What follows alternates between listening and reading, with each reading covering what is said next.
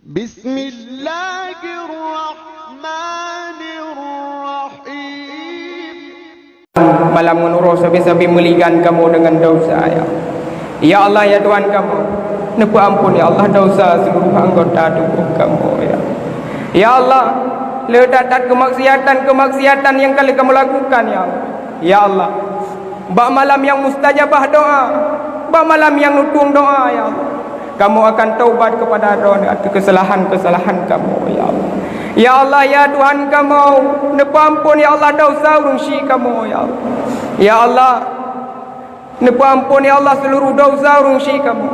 Ya Allah nepa ampun dosa urungsi kamu. Ya Allah, bila mana urungsi kamu pisah dengan dunia ya Allah. Ya Allah, beri adab kepada urungsi kamu ya Allah.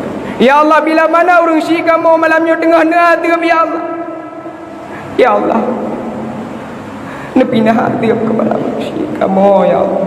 Ya Allah ya Tuhan kamu, negasih dan sayang kepada urungsi kamu ya Allah.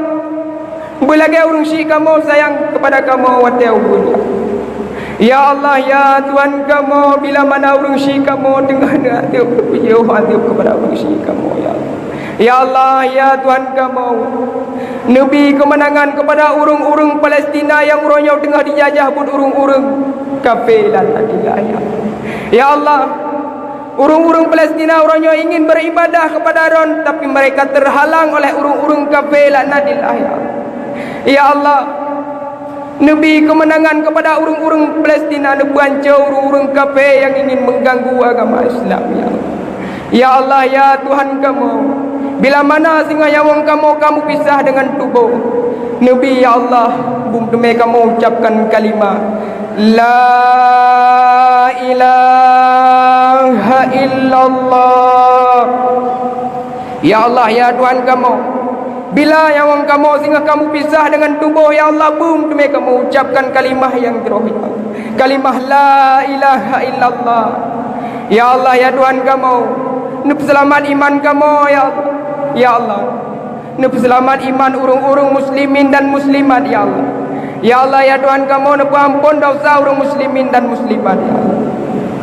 Rabbana atina fid dunya hasanah wa fil akhirati hasanah wa qina azabannar. Rabbana ighfir lana dhunubana wa kaffir 'anna sayyi'atina wa tawaffana ma'al abrar.